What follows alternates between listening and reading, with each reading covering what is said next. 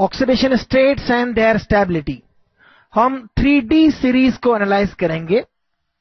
Oxidation states क्या क्या possible है और उनमें से कौन सी स्टेबल है, कौन सी अनस्टेबल है और कौन सी कम स्टेबल है, इस तरह से देखा जा सकता है।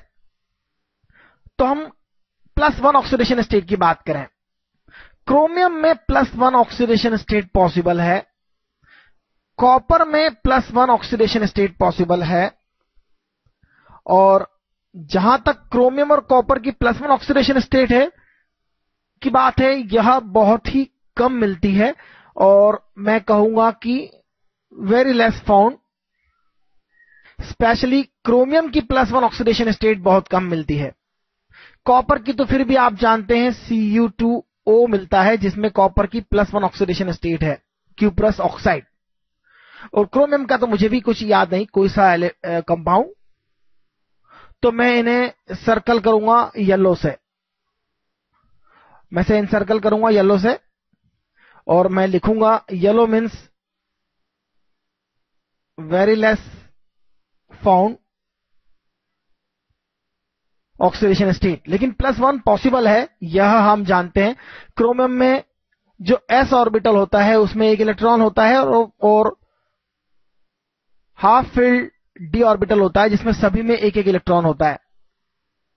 कॉपर में 10 इलेक्ट्रॉन इसमें होते हैं फिल, और s में 1 इलेक्ट्रॉन होता है। यह बात हमें पता है, इसलिए +1 पॉसिबल है उसमें। इसी तरह से +2 ऑक्सीडेशन स्टेट की अगर हम बात करें तो स्कैंडियम, जिसके s और d ऑर्बिटल जो आउटर मोस्ट ऑर्बिटल है उनमें 3 इलेक्ट्रॉन होते हैं। 3 में हमें पता है 2 तो s ऑर्बिटल में होते हैं और 1 d में होता है, और +2 जो है वह डाउटफुल है क्योंकि 2 इलेक्ट्रॉन पेयर्ड होते हैं और 1 इलेक्ट्रॉन सिंगल होता है। स्कैंडियम का इलेक्ट्रॉनिक कॉन्फ़िगरेशन आपको याद होना चाहिए।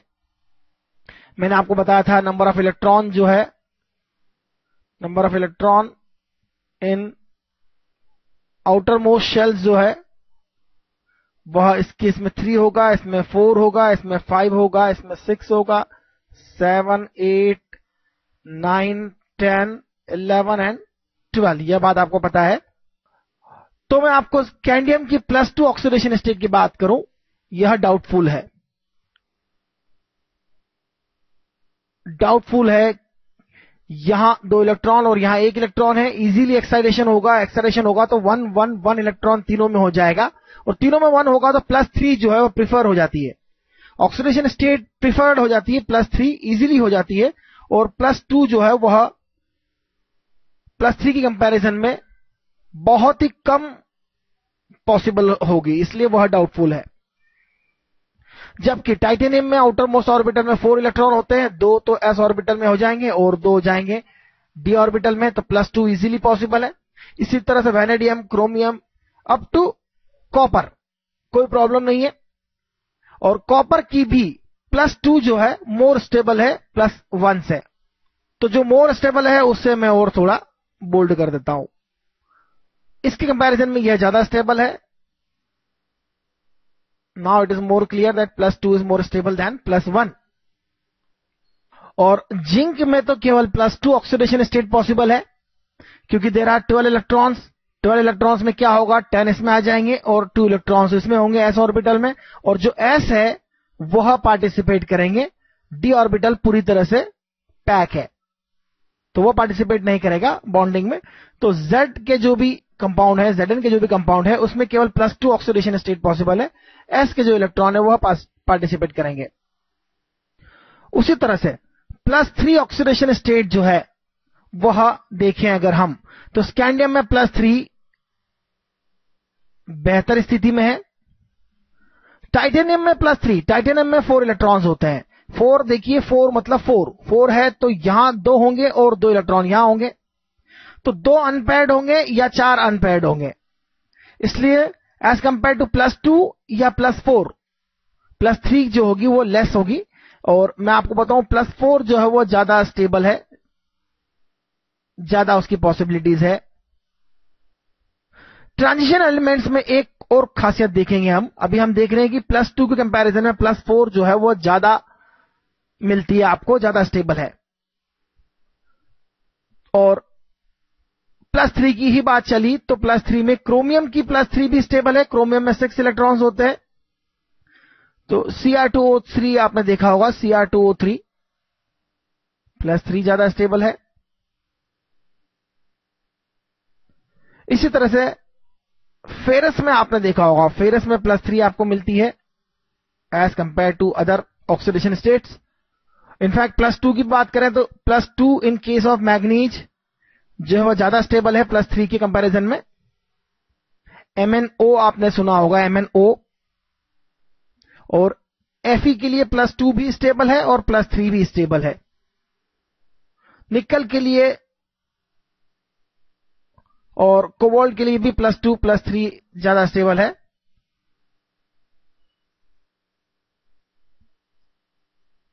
निकल के लिए +3 कम है और कॉपर के लिए +3 जो है वो वेरी लेस फाउंड होगी।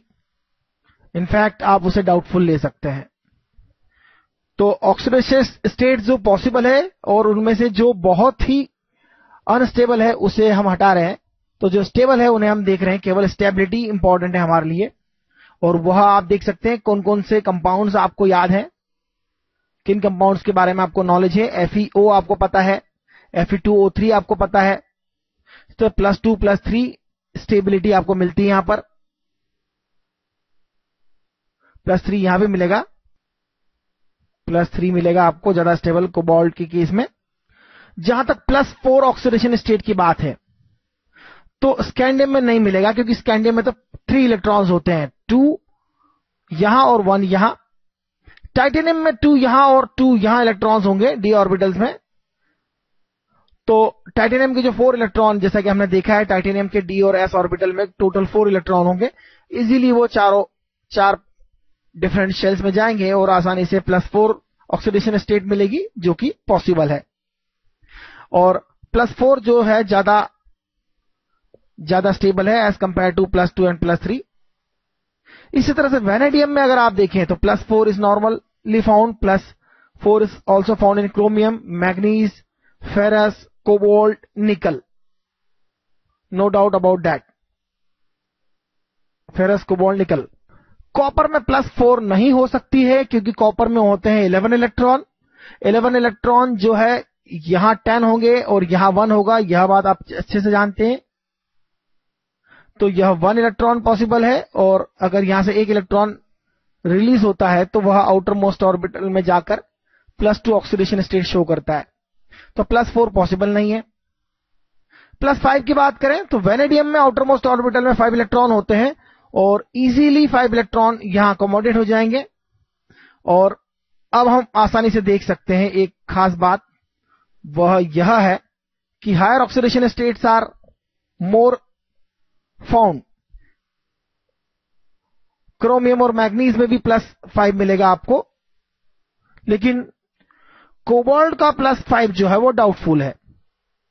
कोबाल्ट का +5 ऑक्सीडेशन स्टेट डाउटफुल है। आप देख सकते हैं कोबाल्ट में पॉसिबिलिटी जरूर है +5 ऑक्सीडेशन स्टेट की, लेकिन डाउटफुल है। ऐसा कोई कंपाउंड हमें स्टेबल मिले नहीं है अभी तक।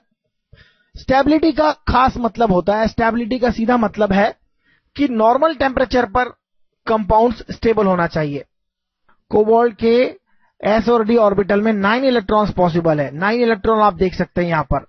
तो 9 इलेक्ट्रॉन्स में अगर आप 2 यहां लेते हैं तो बाकी के 7 यहां हो जाएंगे, और 1 2 3 4 5 6 पहले तो एक हो जाएगा और फिर एक यहां हो जाएगा। तो +3 तो पॉसिबल है अच्छे से, +2 भी पॉसिबल है, +4 मिलती है, लेकिन +5 कोबाल्ट के केस में नहीं मिलती है। और जहां तक +6 ऑक्सीडेशन स्टेट की बात है, तो क्रोमियम की जो है वह आप देखेंगे ज्यादा स्टेबल है एज कंपेयर टू अदर। और मैग्नीज और फेरस की जो है वह मिलती जरूर है, लेकिन बहुत कम मिलती है, बहुत ही कम केस में मिलती है। लेकिन फेरस के 8 इलेक्ट्रॉन है आउटर मोस्ट ऑर्बिटल में। आप देख सकते हैं फेरस के 8 इलेक्ट्रॉन है। तो +8 तक ऑक्सीडेशन स्टेट पॉसिबल है, लेकिन फेरस के लिए वह 6 तक ही होता है। तो +6 अटेन कर लेता है, +7 और +8 अटेन नहीं करता है फेरस ऑक्सीडेशन स्टेट। तो नॉर्मल टेम्परेचर पर पॉसिबल नहीं है, नॉर्मल टेम्परेचर पर स्टेबल नहीं है वह ऑक्सीडेशन स्टेट, इसलिए हम उसे पॉसिबल नहीं कहते हैं। लेकिन फेरस के ग्रुप के दूसरे एलिमेंट्स की बात करें तो आप देखिए फेरस के नीचे होता है रुहीनियम और 5d सीरीज में होता है ऑस्मियम। तो ऑस्मियम की ऑक्सीडेशन स्टेट जो है वो +8 तक होती है, रुहीनियम की ऑक्सीडेशन स्टेट +8 तक होती है, लेकिन फेरस की जैसा कि हमने देखा +6 तक ही पॉसिबल है। Osmium in fact d orbital elements में सबसे ज्यादा बड़ी ऑक्सीडेशन स्टेट +8 अटेन करता है, सबसे ज्यादा तरह की ऑक्सीडेशन स्टेट अटेन करता है। और ऑस्मियम जो है वो हाईएस्ट डेंसिटी वाला मटेरियल भी है, हाईएस्ट डेंसिटी वाला सब्सटेंस है, मेटल है ऑस्मियम डी ब्लॉक एलिमेंट्स में। तो एक और खास बात देखने को मिली अभी हम यहां पर। अब हम +7 ऑक्सीडेशन स्टेट की बात करें तो मैंगनीज में पॉसिबल है। मैंगनीज में 7 इलेक्ट्रॉन होते हैं S और D में, तो 1 1 1 1 1 1 एंड 1 p ऑर्बिटल में भी जाएगा, ऑब्वियसली कोई प्रॉब्लम नहीं है, p तक भी जाता है यहां पर। तो +7 टोटल हो जाएगा S का 1 ऑर्बिटल, D के 5 और p का 1 ऑर्बिटल, तो +7 ऑक्सीडेशन स्टेट पॉसिबल है। और यह सब जो है देखिए आप हायर ऑक्सीडेशन स्टेट्स है। हमने p ब्लॉक एलिमेंट्स में यह देखा था कि हायर ऑक्सीडेशन स्टेट्स जो है वो लेस पॉसिबल है due to inert pair effect. Inert pair effect के कारण हायर ऑक्सीडेशन स्टेट जो थी वह नहीं मिलती है, लेकिन डी ब्लॉक एलिमेंट्स में हायर ऑक्सीडेशन स्टेट्स मिलती है, ज्यादा स्टेबल मिलती है। और इनके जो स्ट्रक्चर होते हैं उनके लिए मैं जरूरी बात यहां लिखना चाहता हूं। स्ट्रक्चर जो होते हैं, structure like main group element, main group elements का स्ट्रक्चर आपने देखे होंगे जब हमने एटॉमिक स्ट्रक्चर और बॉन्डिंग पढ़ा था। बॉन्डिंग में हमने हाइब्रिडाइजेशन देखा था, sp3 होता है टेट्राहेड्रल, sp3d होता है ट्राइगोनल, बाइपिरामिडल एक्सेट्रा। तो यहां भी जो sp3 होगा +4 जो होगा वह आइसोस्ट्रक्चरल होगा, सिमिलर टू CH4 कार्बन का जो कंपाउंड है, CH4 मीथेन जो है उसका स्ट्रक्चर होता है टेट्राहेड्रल। तो यहां +4 ऑक्सीडेशन स्टेट अगर है तो उसका स्ट्रक्चर भी वैसा ही होगा जैसा कार्बन के नॉर्मल एलिमेंट्स के कंपाउंड्स का था। +5 में भी आप इस तरह से देख सकते हैं। तो जो स्ट्रक्चर है वह आसानी से बनाए जा सकते हैं valence shell electron pair repulsion theory से, जैसे हमने स्ट्रक्चर डिसाइड करे थे उस तरह से इनके स्ट्रक्चर भी हो सकते हैं, बताए जा सकते हैं इजीली। तो structure like main group elements, elements compound लिखना चाहिए, उन एलिमेंट्स के जो कंपाउंड होते हैं उनकी तरह आपको स्ट्रक्चर मिलेगा इनका। फिर से बता दूं, इनर्ट पेयर इफेक्ट जो है यहां नहीं दिखाई देता है, जैसा कि p orbitals p block elements में मिलता है। इनर्ट पेयर इफेक्ट के कारण वहां पर higher oxidation state less stable होती है, जबकि यहां हायर ऑक्सीडेशन स्टेट ज्यादा स्टेबल होती है।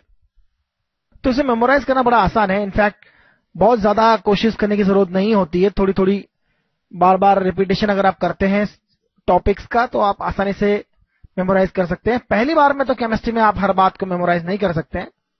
जैसे जैसे आप केमिस्ट्री पढ़ते जाएंगे आपको बहुत से एलिमेंट्स दिखाई देंगे, बहुत से कंपाउंड्स मिलेंगे, और उनके कंपाउंड्स के अकॉर्डिंग आप उनकी ऑक्सीडेशन स्टेट जो है वह डिसाइड कर सकते हैं।